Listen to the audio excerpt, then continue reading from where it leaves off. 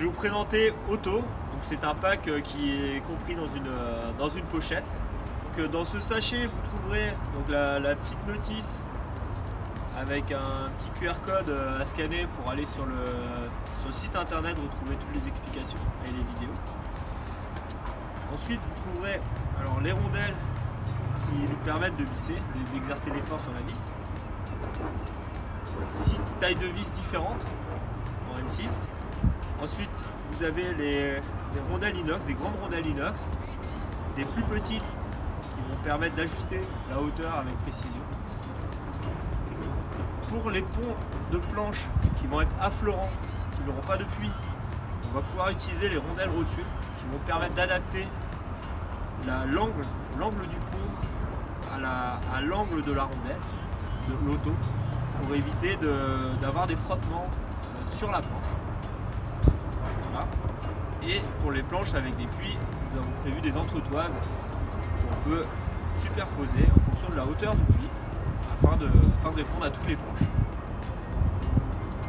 Ensuite, il y a aussi ce petit joint torique, ces petits joints qui permettent de bloquer l'ensemble pour éviter d'avoir à chaque fois qu'on retire cette rondelle, d'avoir à refaire le puzzle, à remettre les couches. Donc je vais vous expliquer l'assemblage pour un pont de planche affleurant, donc sans puits. Vous choisissez la taille de vis qui correspond à votre planche. Vous venez l'insérer dans ce sens-ci avec la tête de vis vers le haut et on vient l'écraser, appuyer dans la forme. Donc voilà, la tête ne dépasse plus de la rondelle. Ensuite, on vient mettre une rondelle inox la plus large. Ensuite, une rondelle plastique noire avec un gros trou, avec la partie plate en contact avec la rondelle inox. Ensuite, une rondelle blanche en plastique qui, elle, va avoir le côté bombé pour venir épouser la forme bombée de la rondelle noire.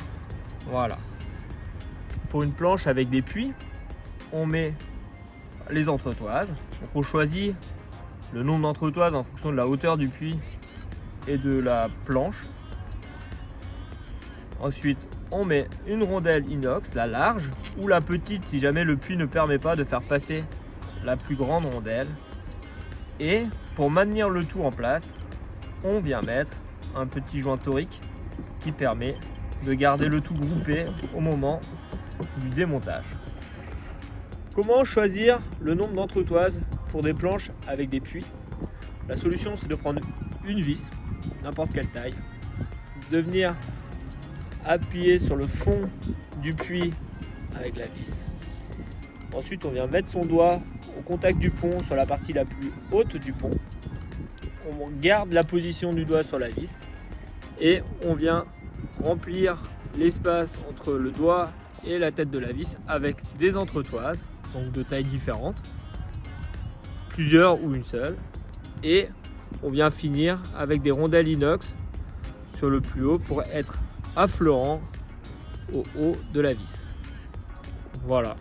Pour choisir la bonne taille de vis et ne pas avoir des vis trop longues, la solution est de faire l'assemblage entretoise qui a été choisi avant, de mettre le petit joint torique le plus bas et venir visser. Une fois qu'on ne peut plus visser, il faut regarder si la rondelle en inox est bien en contact avec la rondelle auto. Si c'est le cas, ça veut dire que l'on visse bien l'appendice à la planche. Voilà, on refait le même assemblage. On a une vis qui est plus grande. On va venir serrer. Et à la fin du serrage, quand je ne peux plus serrer plus, nous allons voir que nous ne sommes pas en contact. Voilà, là je serre, je ne peux pas serrer plus. Et là on voit bien que la rondelle inox ne touche pas la rondelle auto. L'avantage du système auto, c'est que vous n'avez plus besoin d'outils. Donc ça, c'est vraiment un super point positif, que ce soit pour une planche avec un aileron ou un foil. Vraiment là, on a plus d'outils, donc on a vraiment un gain de temps au montage et démontage. Très simple aussi, grâce aux petits joints, notre assemblage il reste tout le temps en place. Donc on n'a pas toutes les rondelles à récupérer ou qui tombent au fond du puits de la planche. On a vraiment beaucoup de force. On a fait des essais, on a plus de force qu'avec un tournevis. Donc au niveau du montage, on n'a vraiment aucun souci pour serrer le foil ou l'aileron.